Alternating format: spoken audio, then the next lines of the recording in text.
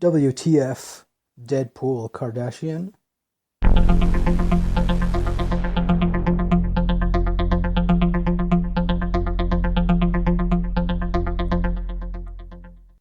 Hello everyone. Thank you for tuning in to the Noiseless Madman podcast once again. I am Noiseless Madman, aka Ryan, R-Y-A-N. And for this episode, I want to talk about a couple things. Some movies, current events, nonsensical type of stuff. Well, I consider it to be nonsensical. So let's get right into it here. One of the movies I recently saw over the weekend is Whiskey Tango Foxtrot. And when you put the first letters together of each word, that spells out what? Well, not exactly spell out, but it's WTF. Whiskey Tango Foxtrot. So, if you haven't figured that out, that's pretty much what it is. Well, similar. So, and of course, it stars Tina Fey, Margot Robbie, a couple other guys. One familiar face is the actor that played the Hobbit, that played Bilbo Baggins in the recent Hobbit movies. So yeah, he's in there. Sorry, I can't remember his name, even though I looked it up before. But so he's in there, and it's supposed to be based on a true story. Of course, Tina Fey plays this, I guess you could say, reporter, journalist of some sort, and she, which sometime back in the early 2000s, she was, I guess, working on writing different articles. They were all essentially fluff pieces, and she found herself in a rut, and she was then given the opportunity to go to Afghanistan to report on various things over there. The war, of course, being one of the chief topics that she was to report on. And so, yeah, sometime after, I want to say, 2001, 2002, she goes over there to Afghanistan, and she ends up actually living over there for a lot longer than she had intended. And it's a pretty good movie. I mean, I will say that. The main thing I liked about it was the fact that it was good to see Tina Fey in a different kind of role, in a role where, she's not just acting real stereotypical or not too overly sarcastic, not too silly, or because I gotta admit that in the other movies she's been in, I never really liked the other movies she's been in. I don't know, but maybe that's just me, but I prefer her more in this kind of a role where it's, it's a nice balance between seriousness and silliness, but at the same time, there's a lot of interesting human emotion that comes across. So, and not just with her performance, but also the other cast. Billy Bob Thornton is also in it too. He plays a general. He does a pretty good job in this movie as well, as does the other actress, Margot Robbie, who plays another reporter living there, reporting on the war in Afghanistan. All in all, it's a good movie. I mean, I wouldn't say it's one of those movies that you gotta rush out to the theaters to see, but it's not that bad. It's pretty good, and I mean, just the fact that it's based on a true story, on actual events, it makes it worth seeing, and also too because it shows a different side of the entire war, the entire quote unquote war on terror. And so, yeah, at least for me, it gave me a different perspective on the whole thing, on just in general the U.S.'s involvement in the Afghanistan war. Also, a little bit pertaining to the Iraq War and, well, the entire Middle East in general, I guess you could say. So I'd say it's definitely worth checking out. And if you got to see it, and if you like seeing it in the theaters, I'd say yeah, it's worth it. I wouldn't say it's a family movie per se. There's some violence in it, mild violence, but at the same time too, I feel like, if you were bringing your kids to see it, they would no doubt be bored pretty quickly. So yeah, don't bring your kids to see it. That's yeah, but as far as adults go, I say yeah, it's worth checking out. On a scale of 1 tamale to 10 tamales, I give Whiskey Tango Foxtrot about a 7. I'll say 7.5 out of 10. So yeah, it's all right. All right, moving on to next movie here. I finally got to see Deadpool, and granted, I felt like I was maybe one of the last few people, at least from my group of friends, to see Deadpool. And I really liked it. It was pretty much what I expected it to be. It is your standard, typical superhero kind of movie with a lot of action and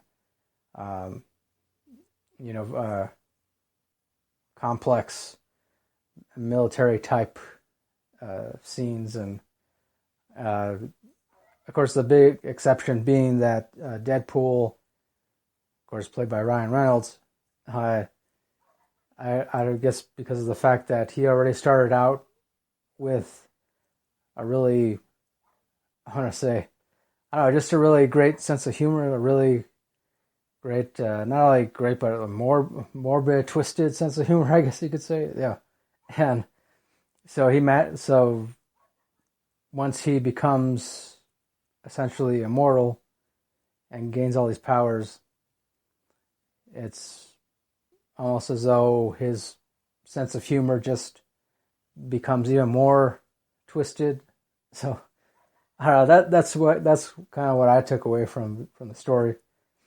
The story itself is all right. It's a standard, your standard, damsel in distress kind of story where he has to save his girlfriend, and I would say the thing that stood out the most for me in Deadpool is just all the jokes, all the quick one-liners that Ryan Reynolds just kind of throws out there, and and there's even some where it's like he'll say something really funny and then follow it up with something even funnier, and then a minute or two later he follows it up with something that's equally as funny, or at least 10 times more funny than what he said prior to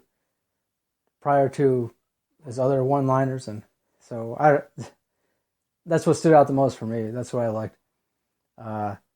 So yeah, I mean, and then the action is pretty good, and I liked seeing Colossus in this movie. I like that I'd say Colossus has always been one of my favorite X-Men characters. So yeah, I like that. I mean, I didn't like the fact that he didn't have a very big part in previous X-Men movies, but I like that in this one, he's got a pretty big part. I mean, he's maybe not a prominent character, but he's got a decent sized chunk of screen time. So, and of course, it also features another X-Men character, which I never really seen before. I guess I want to say I kind of heard about her before, but she's this teenage girl, and I want to say her name is something Megasonic Teenage something or other. I don't remember. I don't know. I mean, I guess maybe they just had her in there because just her character name alone is kind of funny, and then of course Deadpool also pokes fun at her name, and So yeah, I mean, I don't. Maybe that could have been the main reason for her being in Deadpool. I don't know. Although her power is pretty cool. Where I mean, I don't know. I guess she kind of can turn herself into a bomb of some kind or explosive orb of some kind. I don't know. Look pretty cool, definitely. Of course, the action sequences throughout the movie are really awesome. Great CGI effects and all that. And so yeah, I mean, I'd say I look forward to a sequel. From what I've read, the studio does plan on, of course, making a Deadpool sequel. I also read that they plan on having another character, who of course goes by the name Cable, in which, if you're not familiar with the entire X-Men universe, Cable is another character where he comes from the future, from sometime in the future, in order to help the X-Men battle a certain villain, and well, more than one villain, but which ultimately leads to one main villain or something like that. So I don't know how they're going to do it with Deadpool, or I mean, obviously, it wouldn't surprise me if Deadpool ends up, pretty much helping the X-Men in some kind of way, or even if he just ends up helping, say, maybe like some of the main X-Men characters, like Wolverine or Storm, Cyclops, Professor X, because there's also in the Deadpool movie, of course, there's also mention of Wolverine. It's usually in a humorous fashion, but it's there. So I mean, it's pretty good. If you haven't seen it, I definitely encourage you to check it out.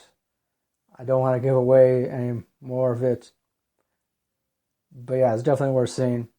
Even if you're curious about, seeing a superhero movie with a nice comedic twist to it. So yeah, that alone makes it worth watching. On a scale of 1 to 10 tamales, I give Deadpool a solid 8, solid 8 out of 10. So yeah, it's, Oh, and also too, of course, Deadpool is definitely not for kids. I mean, I'm going to throw that out there. I know a lot of other people have talked about that too in other reviews, on other podcasts. And yeah, it's definitely not for kids. Mostly because a lot of the jokes are, they're adult jokes. They're not your everyday jokes that you're used to seeing in other superhero movies. They're definitely adult jokes, so definitely not for kids. So yeah, Deadpool. It's still in the theaters. I highly recommend it. Once again, I give it 8 out of 10. So yeah, those were the two movies that I recently saw. And lastly, I didn't really want to necessarily talk about this, but I figure, it's in the title of this episode, so I just, and also just because it fascinates me. Kim Kardashian, of course. Kim Kardashian, she's been posting more nude selfies of herself and on Twitter, and I guess several different actresses, other celebrities, kind of tweeted to her that they were disappointed in her. Well, I mean, of course, I don't recall exactly what was said, but I know Bette Midler was one of them, and also the young actress Chloe Grace Moritz, I believe that's how you pronounce her name. She also tweeted to Kim Kardashian that she was disappointed. I mean, I guess I understand where they're coming from. Me personally, I say, I feel that every one of us has a right to post whatever the hell we want to post on, no matter